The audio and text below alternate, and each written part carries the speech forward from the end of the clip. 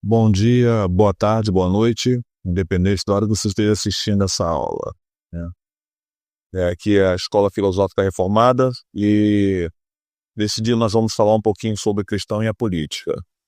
A grande pergunta é: até onde o cristão deve ir? Até onde o cristianismo deve influenciar a política? E por que essa aula hoje? Estamos aí numa tensão muito grande, final de 2025 já, terminando o ano. Vamos entrar no ano de 2026, que é um ano eleitoral, um ano de eleição para definir novos governadores, presidentes e mudar o rumo da política. Aí nessa época, né, que se cria uma tensão muito grande entre a igreja e a política, até onde a igreja deve influenciar a política, até onde a política deve influenciar a igreja, deve-se usar púlpitos de igreja para fazer campanhas políticas. Nós vemos muitos pastores que abrem o púlpito e dão oportunidade para políticos falar sobre políticas públicas em cima de púlpito de igreja, em palestras, mas até onde isso é correto? Até onde nós devemos permitir e até onde nós não devemos permitir? Até onde nós devemos usar e viver a política no meio eclesiástico e até onde nós não devemos viver? Eu quero fazer, em primeiro lugar, um resumo do que nós vamos falar nessa hora, né? E esse artigo ele vai analisar a relação entre o cristianismo e a política, tá bom? Ao longo de toda a história aí. Nós vamos buscar responder a questão: até onde o cristão deve se envolver com a política? A pesquisa articula fundamentos bíblicos, contribuições de filósofos, nós vamos falar agora, né? Historiadores e teólogos clássicos e também teólogos modernos, tá bom? Bem como uma análise crítica das ideologias políticas contemporâneas, especialmente a direita e a esquerda no Brasil e no mundo, tá? Defende-se que o cristão possui responsabilidades públicas e sociais, mas deve manter limites, claro, éticos e espirituais claros. Aqui é um ponto muito interessante, manter os limites éticos e espirituais claros, tá bom? Evitando sempre a absolutização do poder político e no meio da instrumentalização da fé, tá bom? Nesse estudo, nesse artigo, nessa aula, vão existir algumas palavras-chave que vocês vão ver ao longo de todo ele, tá bom? Cristianismo, política, teologia pública, ética cristã, Estado e igreja, basicamente isso. E a introdução, vamos lá. Como introdução, a relação entre cristianismo e política sempre foi marcada por grandes tensões, sempre. Sempre vai haver tensões quando nós falamos sobre política e cristianismo.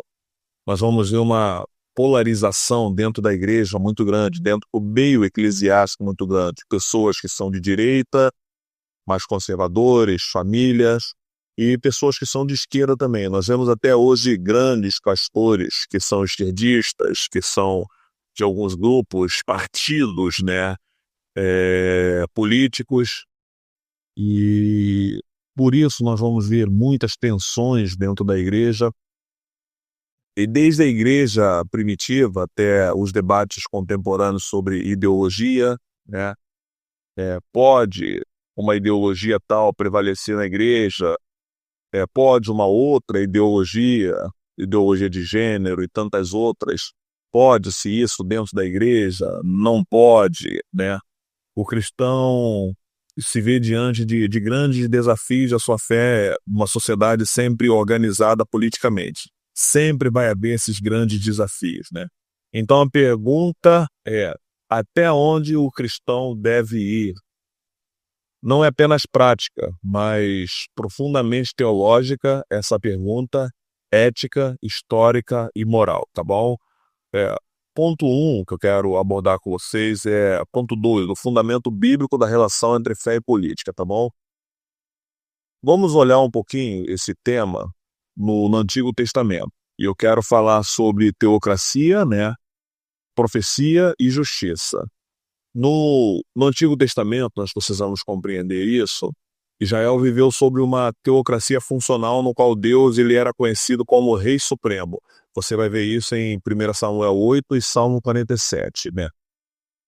Esse governo, ele era um governo teocrático. Teo, Deus, crático, monarquia. Então, era um governo onde Deus, ele era absoluto. Todas as decisões eram tomadas por Deus. Havia uma teocracia, Deus no centro, tá bom? Deus era o centro de todas as decisões. Deus era o centro de todas as decisões que o povo de Israel deveria tomar. E era uma teocracia funcional. Por quê? Porque funcionava. E Deus, ele era conhecido como um rei supremo. Não apenas um rei de um certo país, de uma certa localidade, né? Mas ele era um rei supremo, que governava sobre toda a nação de Israel e sobre o mundo também. Até hoje Deus ainda governa sobre o mundo. E nós vamos ver isso em 1 Samuel capítulo 8. Contudo, os profetas exerceram um papel muito crítico, né? Frente ao poder político daquela época. E eles sempre denunciavam injustiças sociais, abusos estatais. Nós vamos ver isso em Isaías 1, 16 a 17, Amós 5, 24 e Miqueias 6, 8. A função do profeta naquela época era denunciar esse poder político. E por que denunciar o poder político? Porque houve um período no governo teocêntrico dos juízes, né? Haviam juízes que governavam a nação, mas Deus, ele era o rei supremo que governava os juízes. É ele quem governava todas as decisões que os juízes deveriam tomar através da nação de Israel, dos judeus. E já haviam os profetas que vinham para denunciar esse poder e essa injustiça. Por quê? Porque os juízes, eles também cometiam, injustiças também sociais, abusos estatais. Por quê? Tem uma frase que muito me marcou desde a minha infância. O pastor uma vez falou assim: quer conhecer o homem, dá poder para o homem, né? E quando o homem ele recebe algum tipo de poder, em alguns casos ele acaba cometendo muitos abusos, né? E o que seria um abuso seria a vontade dele prevalecer sobre todas, mesmo que ele esteja errado. A vontade dele prevalece. Você vai ver isso de uma forma muito clara com Davi, quando manda tomar Batseba. Davi sabia que ele estava errado, mas ele aproveitou e se abusou da posição dele como rei para tomar aquela mulher. Então nós vamos ver no meio dessa política, porque mesmo sendo um governo teocêntrico, onde juízes governavam, né, havia políticas entre o povo e os juízes. A função política nunca foi absoluta, nunca foi absoluta. Reis eram julgados à luz da palavra, né, à luz das leis divinas também. Você vai ver isso em Deuteronômio 17, do 14 ao 20. Assim, o poder era limitado por princípios morais transcendentes. Os reis e os juízes tinham de seguir as leis morais de Deus.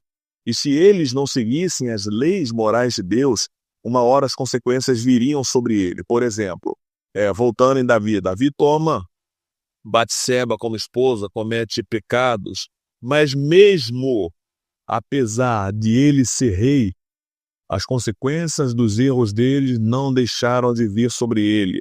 Um ano depois, quando o profeta vai na casa dele e denuncia o pecado dele, a sentença de Deus para ele foi: a espada nunca sairá da sua casa. Por quê? Porque, mesmo sendo rei, eles eram julgados dentro da lei divina, né? Princípios morais que eram transcendentes a eles, entendeu? Já no Novo Testamento, o reino de Deus e a autoridade civil, como funcionavam? Jesus ele vem para estabelecer uma distinção fundamental entre o reino de Deus e o reino do mundo, né? Você vai ver isso em João 8,36. Jesus ele vem e ele faz essa distinção entre que era o reino de Deus, que eram princípios morais internalizados dentro do coração do ser humano, e esse era o reino de Deus. O reino de Deus sempre foi um reino interno, né? A partir do princípio do Novo Testamento, e o reino desse mundo. Você vai ver isso, né, dessa afirmação de Jesus: dai a César o que é de César e a Deus o que é de Deus. Você vai ver isso em Mateus 22, 21. Então Jesus ele vem e inaugura uma ética de distinção, né? Não de separação absoluta, não de separação absoluta. Por quê? Porque eles viveriam, né, os suportes, né, desse reino, desse mundo. César era o rei desse mundo, eles deveriam seguir as leis e as normas do Império Romano, só deveriam quebrá-las quando fosse contra Deus, contra o amor a Deus, né, contra os princípios éticos do reino. Eles poderiam quebrar, quanto é que eles quebraram e morreram, mas haviam leis éticas que eles não poderiam quebrar, eles deveriam dar a César o que é de César. Então Jesus ele veio falar assim, não, vocês não devem fazer essa separação total do reino de César. Não pode haver essa separação, vocês precisam viver o reino de Deus dentro do reino de César. Ele não veio fazer uma separação completa, ele veio para dizer que é possível você viver o reino de César, que é o reino político, o reino de Deus, que é o reino espiritual, dentro de um reino político. É possível você seguir o reino, os princípios do reino de Deus fundamentais e a política. Não tem como fazer essa separação do reino de César político ou do reino de Deus. E o apóstolo Paulo ele vai reconhecer a autoridade do Estado, né, como instituída pelo próprio Deus, né, para a ordem social. Você vai ver isso em Romanos 13, do 1 ao 7. Mas ele também afirma limites claros quando o poder político se opõe à obediência a Deus. Atos capítulo 5, versículo 29. Né? Esses limites claros devem existir. Quando o poder político ele se opõe à obediência a Deus, aí deve haver essa grande separação. As ordens, né, do poder político não podem, preste bem atenção aqui, abolir os mandamentos e os princípios de Deus, tá bom? Então, o que seria então a igreja e a política ao longo de toda a história? Nós falamos um pouquinho do Velho Testamento e um pouquinho do Novo, mas e ao longo da história? A igreja primitiva, do século I ao século III. Os cristãos primitivos, eles viviam sob o Império Romano. Nós falamos muito isso nas aulas de teologia aqui do nosso curso, tá bom? E se você não é inscrito, inscreva-se ainda. E adotaram, em geral, uma postura de submissão civil às leis romanas. Mas também havia ali uma grande resistência espiritual. Eles se recusavam a adorar ao imperador, né, ao César, o que revela um limite político claro baseado na fidelidade a Cristo. Você vai ver isso em Apocalipse capítulo 13. Né? Eles se recusavam a adorar o imperador. Né? Isso vai revelar ali um limite político, né? Essa distinção, esse limite. Eu adoro a Deus acima de todas as coisas. Se o Império Romano ele me impõe que eu adore ao imperador, eu vou fazer essa distinção entre a fé e o reino de Deus, que é um reino internalizado, e a adoração a César, né, ao poder político que era o imperador. Então, nesse momento dessas contradições, desses conflitos, aí eles deveriam fazer sim essa distinção, né? E autores como Justino Marte e Tertuliano, né, eles defenderam que os cristãos eles eram bons cidadãos, mas não eram idólatras do Estado, né? E isso aqui é um ponto muito interessante. Tanto Justino Marte quanto Tertuliano, eles defenderam que o cristão ele deve ser um bom cidadão no Estado, cumprir as leis do Estado, pagar todos os impostos ao Estado, cumprir as exigências do Estado, desde que não seja uma idolatria ao Estado. E o que seria uma idolatria ao Estado?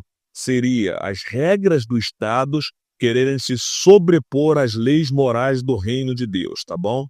Agostinho, já na Idade Média, Agostinho de Hipona, viveu ali do ano 354 a 430, ele vai escrever um livro chamado A Cidade de Deus. E nesse livro ele formulou uma das mais influentes reflexões políticas cristãs, tá bom? Ele distingue um termo chamado civitas Dei, ou cidade de Deus, né? A cidade terrena, a cidade dos homens, afirmando que o Estado é necessário para conter o mal, mas incapaz de redimir o homem. O Estado, ele é capaz, né? Ele é necessário para conter o mal. As políticas públicas, né, de defesa, elas são capazes de conter o mal, de entrar numa comunidade tirar barricadas da comunidade, diminuir o número de assaltos e de mortes, de conter todo esse mal, né? Mas ele não tem o poder de redimir o homem dos seus pecados, tá bom? Agostinho de Hipona vai falar sobre isso. Já durante a Idade Média, especialmente após Constantino, houve uma crescente fusão entre a Igreja e o Estado, culminando no poder político do papado, né? Tal modelo gerou instabilidade, mas também abusos criticados posteriormente pela Reforma Protestante.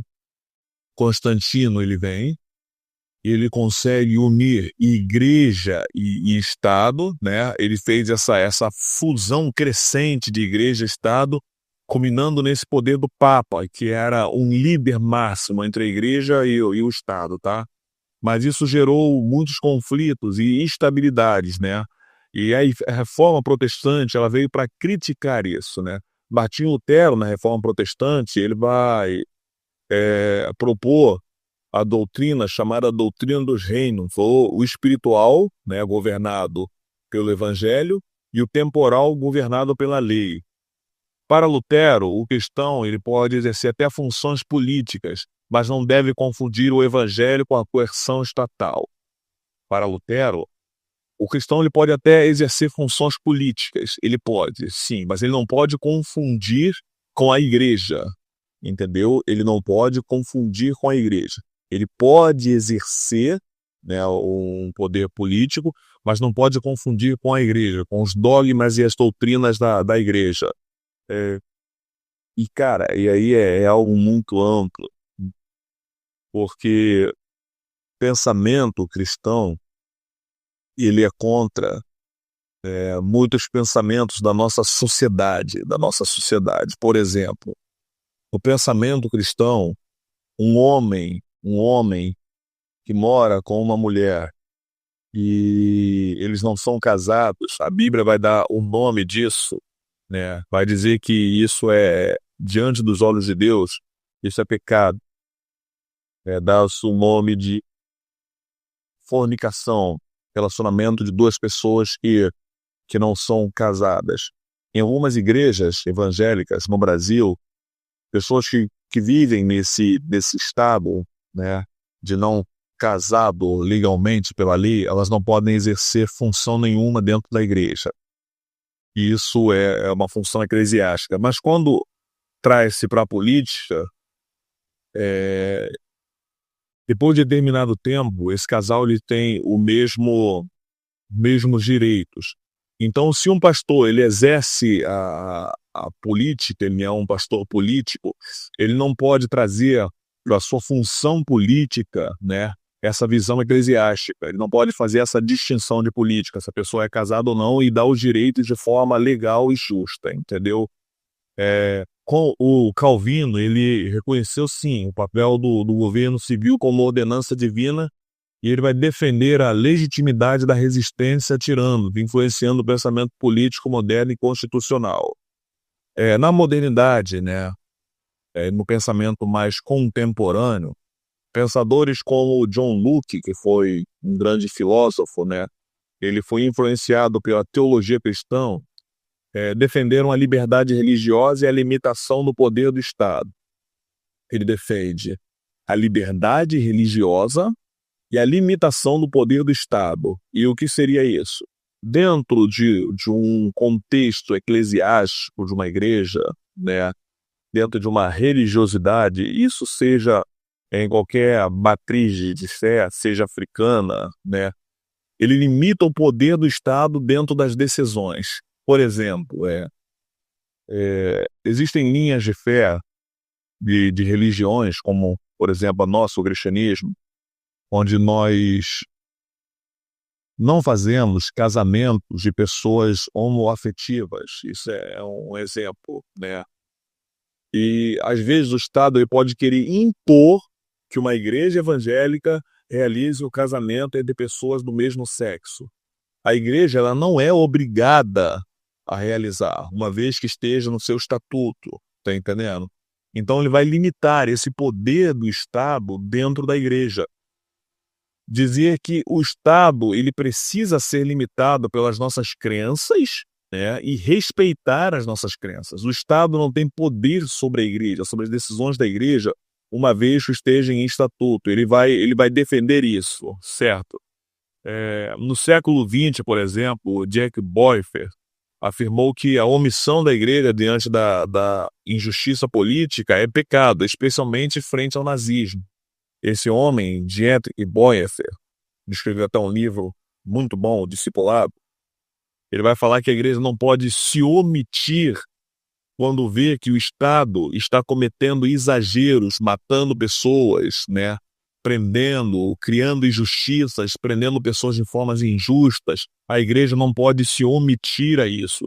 Segundo ele, se omitir a isso também é pecado, porque a Bíblia vai dizer que se você sabe o que é certo e você não defende, você está cometendo pecado. Ele vai defender essa linha. Quais foram as contribuições de filósofos e historiadores? Aristóteles, ele via a política como um meio de promover o bem comum, mas ele vai limitar a virtude humana à política. Thomas Hobbes enfatizou o Estado para conter o caos humano, né? Ele vai escrever isso no Leviatã, que é a visão tensionada pelo cristianismo. Alex vai defender, ou vai destacar o papel da religião cristã como fundamental da democracia e para a moral democrática. Né? A religião ela vai vir como esse fundamento moral para a democracia. E Hannam alertou contra a ideologia totalizante que substitui a ética pela política. Esses pensadores eles ajudam a compreender os riscos de absolutizar o poder político, criar o poder político absoluto. Porque quando cria-se o poder político como um poder absoluto, a ética cristã deixa de existir. A ética da sociedade deixa de existir. Quero falar também um pouquinho sobre... Aqui é tudo muito rápido, tá bom? É uma aula básica. A direita e a esquerda no Brasil. É uma análise crítica à luz do cristianismo, tá bom?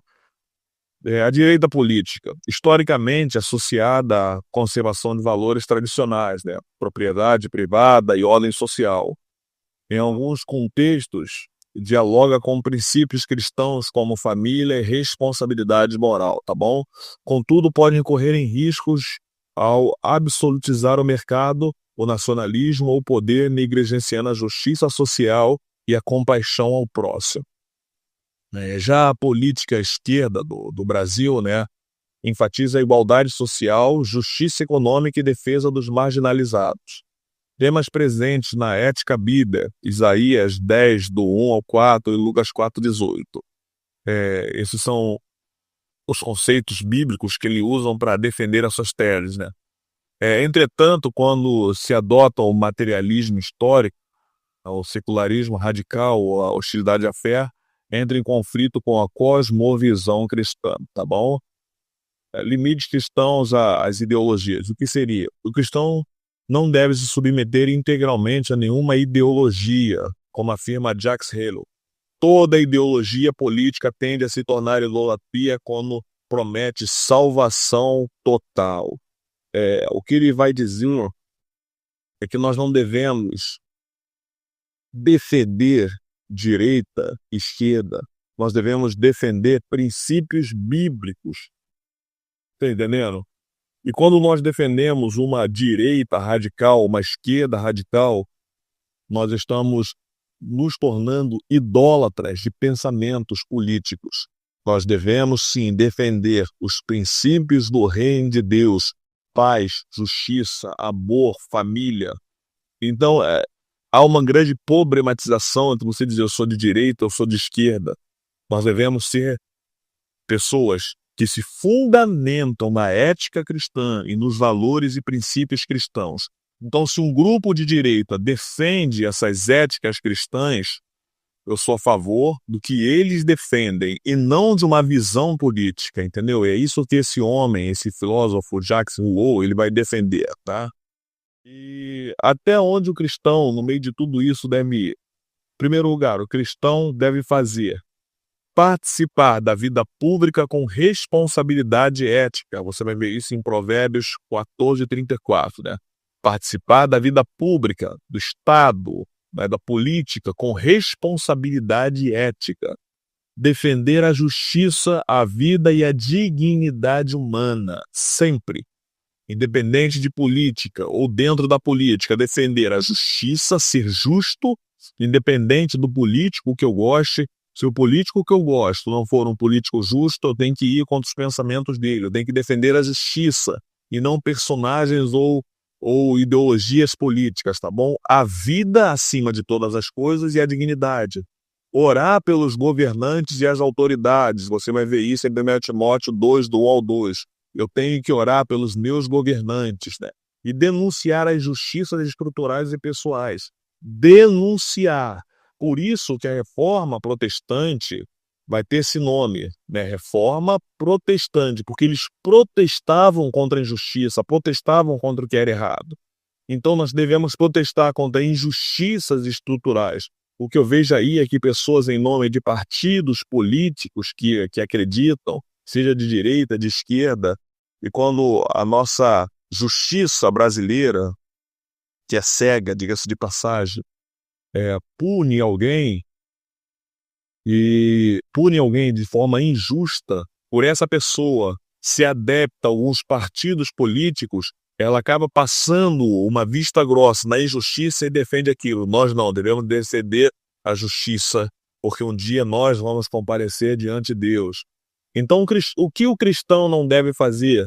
Em primeiro lugar, confundir o reino de Deus com projetos políticos, João 6,15. Projetos políticos não são reinos de Deus. O que nós não devemos fazer? Idolatrar líderes, partidos ou Estado. Nunca idolatrar líderes, independente de qual líder seja.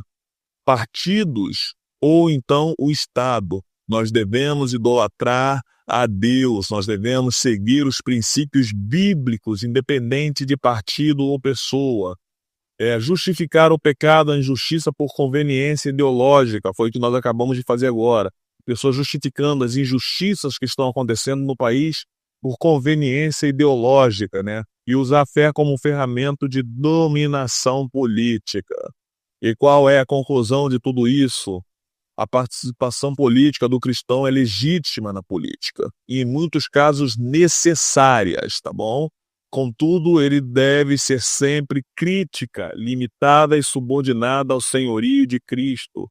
A história demonstra que tanto a omissão quanto a fusão crítica entre fé e poder produzem grave distorção. O cristão é chamado a ser o sol da terra e a luz do mundo, Mateus 5, 13 ao 16, inclusive na política, sem jamais perder a sua identidade espiritual. O grande reformador vai dizer que se você não fizer parte da política, você vai ser escravizado pela política. Mas a nossa política precisa ser uma política pautada nos reinos e nos princípios de Deus, tá bom? Quais foram as referências que eu usei para dar esse breve estudo? Agostinho, a Cidade de Deus, tá bom? São Paulo, que é a Paulus, que é a editora. Arendt, Hannah, que é a origem do totalitarismo. Bonhoeffer, né? Ética cristã. Calvino, Instituto de Calvinos. Elu, Jacques, a ilusão política do Rio de Janeiro. Luke, né? Segundo o Tratado sobre o Governo Civil. Martim Lutero, das autoridades secular. Tocqueville e Alex, a democracia na América. E por último, a Bíblia Sagrada Almeida, revista e corrigida, tá bom? Se você não é inscrito nesse canal, inscreva-se no nosso canal, tá bom? Compartilha e vamos pra cima. Deus abençoe o seu dia.